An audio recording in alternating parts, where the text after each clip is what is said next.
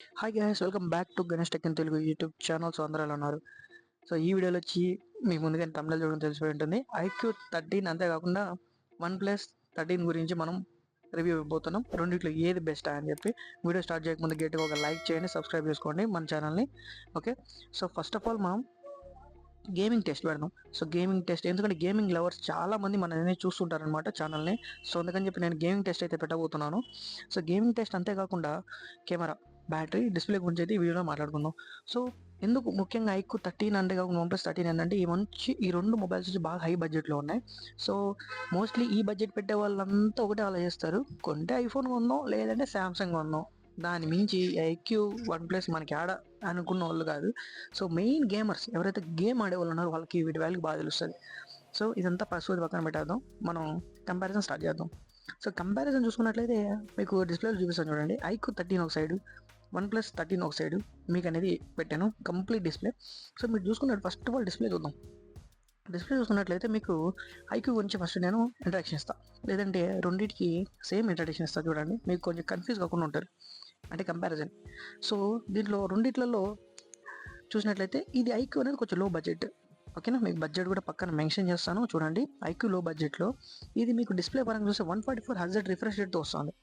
కానీ ఇక్కడ మీరు చూస్తే కేవలం 120 Hz రిఫ్రెష్ రేట్ మాత్రం వస్తుంది OnePlusలో. ఇది 1800 నెట్స్ రావడం జరుగుతుంది, ఇది 1600 నెట్స్. ఓకే, అది పక్కన పెట్టండి. ఇక్కడ చూసినట్లయితే మీరు డిస్ప్లే క్వాలిటీ 2K AMOLED డిస్ప్లేతో రావడం జరుగుతుంది. ఇది కూడా 2K AMOLED display with Dolby విజన్తో HDR10+తో రావడం జరుగుతుంది. సో ఇది కూడా అంతే, iQOO కూడా సేమ్ వస్తుంది. సో ఈ రెండు డిస్ప్లేలో బాగానే ఉన్నాయి, పక్కన పెట్టండి.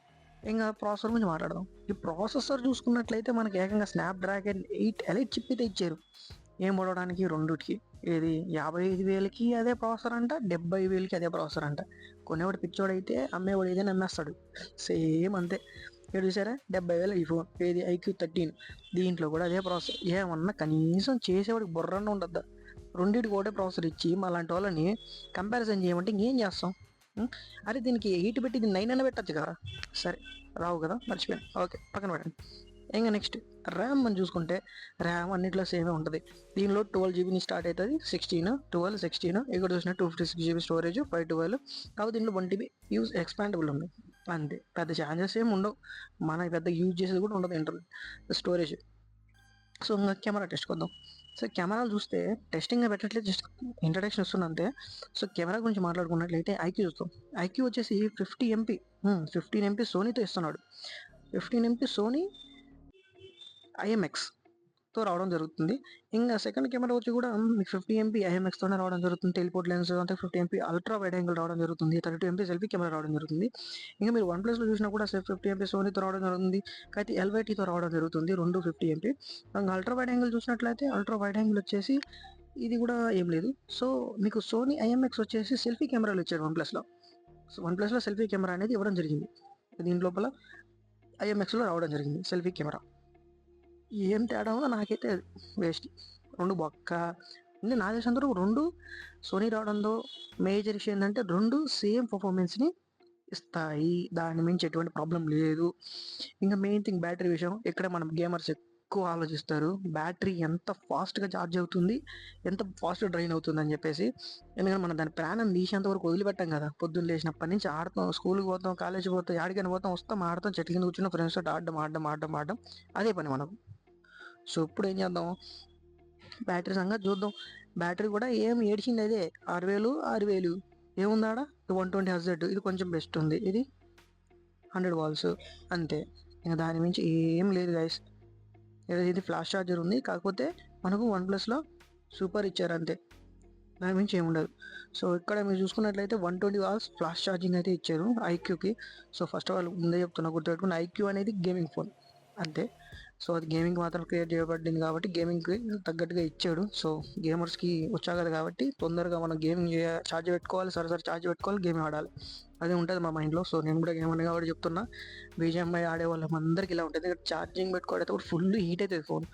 అలా హీట్ కాకుండా రెండింటి కూలింగ్ ఛాంబర్స్ ఇవ్వడం వల్ల ఫోన్ మరీ అంత హీట్ అవ్వదు. ఓకేనా, ఎంత హీట్ అవ్వడానికి పర్లేదు బ్రో, నేను బీభత్సం గేమ్స్ ఆడతానంటే పక్కా హీట్ అయ్యింది, ఇక నేను నమ్మకండి.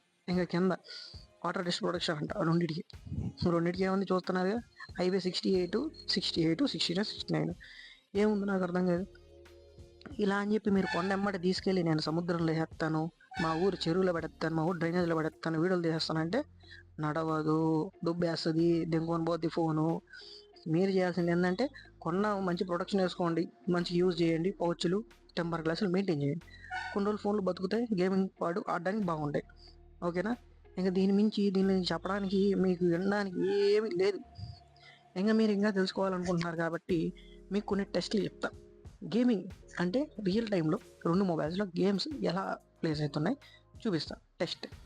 సో ఫస్ట్ ఆఫ్ ఆల్ మన ఐక్యూ, అంతేకాకుండా OnePlusలో చూడండి గేమింగ్ టెస్ట్ అయితే ఎలా ఉంటుందో. సో రెండిట్లో నేను BGMI మాత్రం ప్లే చేస్తా, ఫ్రీ ఫైర్ లేదు, కాల్ ఆఫ్ డ్యూటీ లేదు, ఓన్లీ BGMI మాత్రం. రెండిట్లో మనకు 90 FPS సపోర్ట్ అనేది ఇస్తుంది. ఓకేనా? సో గేమింగ్లో మాత్రం నాకు ఎటువంటి పెద్దగా కనపడలేదు, బట్ ఐక్యూ నాకు కొంచెం బెటర్గా అనిపించింది. ఎందుకనంటే ఐక్యూ వచ్చేసి డిస్ప్లే కొంచెం నాకు ఆడడానికి ఈజీగా, అంటే కరువు కూడా తీసుకురాలేదు. అంటే మరి కరువు కాకుండా నార్మల్ గేమ్స్ యూజ్ చేయడానికి మాత్రం, అంటే మనం మోస్ట్లీ 4 ఫింగర్స్ గేమర్స్ ఎక్కువ ఉంటారు. సో 4 ఫింగర్ గేమ్ ఆడే వాళ్ళకైతే ఈజీగా ఉంటుంది. కరువు డిస్ప్లే ఉన్నప్పుడు ఏంటంటే కొంచెం మిస్ అవుతూ కానీ అలాంటి క్లిక్స్ ఇచ్చేటప్పుడు కానీ చాలా ఇబ్బందిగా ఉండేది అనమాట. అంటే గేమ్ ఆడే వాళ్ళకి బాగా తెలుస్తుంది ఈ యొక్క పాయింట్ నేను చెప్పేది. సో OnePlus నార్మల్గానే గేమ్ అయితే ఇస్తుంది, దాని నుంచి ఏం ప్రాబ్లం లేదు. సో ఇంకా మనం చూసినట్లయితే కెమెరా టెస్ట్ కూడా నాకు ఈ ఐక్యూ అనేది మన ఫేస్ని వీలైనంత స్మూత్గా చేయాలని ట్రై చేస్తుంది. బట్ OnePlus మాత్రం నీ మొహం ఇంతేరా బాబు అని చూపించేస్తాను సింబాలిక్గా. నిజంగా సింబాలిక్గా నీ మొహం ఇంతే, నీ పింపుల్స్ ఉన్నా ఏమన్నా ఈ మొహం ఇంతే అని చూపిస్తుంది. ఇంకా ఐక్యూ చూసినట్లయితే మనకు ఫేస్ని కొంచెం స్మూత్ చేయడం, బ్యాక్గ్రౌండ్స్ కొంచెం కలర్ఫుల్గా చేయడం, వీడియోలో చూపించడం కానీ లేదంటే దాంట్లో కానీ అలా చేస్తుంది. 8K 30 FPSలో రికార్డ్ అవుతుంది బ్యాక్ కెమెరా. ఓకేనా? దాంట్లో టెన్షన్ తీసుకోకండి, కెమెరాస్ బాగానే వర్క్ అవుతున్నాయి. కానీ ఐక్యూలో కొంచెం కలర్ బ్రైట్నెస్ ఎక్కువగా ఉంది, OnePlusలో కొంచెం రియాలిటీ కలర్స్ లాగా ఉన్నాయి. సో ఐక్యూ అనేది కొంచెం తెలుసుగా, కొంచెం అది తయారు చేసే కంపెనీ సంథింగ్ అట్లా ఉంటాయి కాబట్టి వివో బ్రాండ్ కదా, సో అది కొంచెం అటువైపు కెమెరాని తీసుకెళ్తుంది. సో ఇట్లా కాకుండా కానీ 2 బెస్ట్ పర్ఫార్మెన్స్ అయితే ఇస్తున్నాయి. ఓకేనా? సో నాడైతే కెమెరా పరంగా కానీ డిస్ప్లే పరంగా కానీ ఐక్యూలోకి నేను 2 పాయింట్స్ అయితే ఇచ్చేసాను. సో బ్యాటరీ గురించి మాట్లాడుకున్నట్లయితే బ్యాటరీ కూడా ఐక్యూ ద బెస్ట్. సో నేను చాలామందిని అడిగాను, సో యూజ్ చేసే వాళ్ళని అడిగాను, వాళ్ళని ఎంత అడిగే వీడియో చేస్తున్నా తమాషాగా చేయట్లేదు, ఎందుకంటే కొనేవాళ్ళు కాబట్టి. సో దీని లోపల నాకు బ్యాటరీలో చూస్తే 2 ఈక్వల్ అనిపించింది అని చెప్పిన దాన్ని బట్టి. సో గేమింగ్ నేను ఎక్కువ ఆడింది ఐక్యూలో. సో ఐక్యూలో కూడా బ్యాటరీ పర్ఫార్మెన్స్ చాలా బాగుంది. ఛార్జింగ్లో చూసినట్లయితే 2 ఈక్వల్గానే ఉన్నాయి. సో కాకపోతే మనకు ఇక్కడ చూపించేది మాత్రం 120 వాల్స్ చూపిస్తున్నాం, అంతేకాకుండా 100 వాల్స్ వాళ్ళు చెప్పింది. కాకపోతే ఛార్జింగ్ విషయంలో మాత్రం 2 hours same. Fast charging, flash charging, super charging కాబట్టి ఫాస్ట్గానే చేస్తున్నాయి. మరీ అంత ఫాస్ట్ ఏం చేస్తాను చెప్పండి గైస్, బాత్రూంలో గంటలు ఫోన్ చూసేది తప్ప. సో ఇక్కడ 2 అయితే క్లియర్గానే ఉన్నాయి. మీరు ఈజీగా కొనుక్కుంటే, ఒకవేళ బడ్జెట్ లేదు అని అంటే మాత్రం మీరు ఐక్యూ 13 చూస్ చేయండి. మాకాడ బడ్జెట్ ఉంది, మేము రిచ్ కిడ్స్ అని అనుకుంటే మాత్రం మీరు ఐక్యూ 13 లైక్ ఐక్యూ 1+13 వెళ్ళండి, అదే best. So all gamers note please, అనుకుంటే ఐక్యూ కొనండి, గేమింగ్ ఫోన్. ఓకే, మీరు ఈజీగా యాక్సెస్ ఉంటుంది, ప్రతిదానికి చేసుకోవచ్చు. 2 ఆండ్రాయిడే, ఓకేనా? iOS ఏం కాదు. సో 2 ఆండ్రాయిడే కాబట్టి మీరు ఏదైనా చూస్ చేసుకోవచ్చు, పర్లేదు. బట్ నా సైడ్ చిన్న సజెషన్ ఏంటంటే గేమర్స్ ఎవరైతే ఉన్నారో వాళ్ళు ఐక్యూ చూస్ చేసుకోండి. సో ఇది మనకి ప్రెసెంట్ ఆఫర్స్ మీద అయితే 55,000 అయితే ఉంది. ఐ మీన్ ఆఫర్స్ అన్ని పోయి మీకైతే 53,000 ఆర్ 52,000కి అయితే అవైలబుల్గా ఉంది. సో ఈఎంఐ ఆప్షన్స్ కావాలంటే ఒకసారి చూసుకోండి. సో నన్ను అడిగితే ఇంత బడ్జెట్లో ఈఎంఐ పెట్టకండి, నెట్ క్యాష్ ఉంటేనే కొనండి, లేదంటే వద్దు. దానికోసం మళ్ళీ మీరు ఈఎంఐస్ కోసం జాబ్ చేసినట్లు ఉంటుంది, సో అది అవసరం లేదు. సో నెట్ క్యాష్ ఉంటే తీసుకోండి, లేదని లేదు. సో ఈ మొబైల్స్ అయితే 2 అవసరం ఉన్నాయి. సో నాకైతే OnePlus అనేది కొంచెం డ్రాబ్యాక్ అనమాట. సో ఇంత బడ్జెట్ లైక్ లిటరల్లీ 70,000 ఇన్వెస్ట్మెంట్ చేసి OnePlus 13 తీసుకోవడం అయితే వర్త్ అనిపించలేదు. సో మీకు ఎలా అనిపిస్తుందో కింద కామెంట్ చేయండి, పక్కా తెలుసుకుంటాను. ఒకవేళ మీ మొబైల్స్ ఏమి యూజ్ చేస్తుంటే నాకు కింద కామెంట్ చేయండి, ఎందుకంటే ఈ మొబైల్స్ కొంచెం కొన్ని రోజులు సీక్రెట్ ట్రిక్స్ కూడా ఉంటాయి వాటిల్లో. సో వాటిని కూడా నేను షార్ట్స్లో రివీల్ చేస్తాను. ఓకేనా? ఐక్యూ 13 మీద కానీ లేదంటే OnePlus 13లో కానీ గేమింగ్ సెట్టింగ్స్ కానీ లేదంటే సెన్సిటివిటీస్ కానీ నేను అన్ని మీకు షేర్ చేస్తాను. ఓకేనా? గుర్తుపెట్టుకోండి, మన channel Ganesh tech in Telugu మర్చిపోకండి, సబ్స్క్రైబ్ చేసి పెట్టుకోండి, మంచి కంటెంట్ ఇస్తాను. Okay, so see you guys, bye.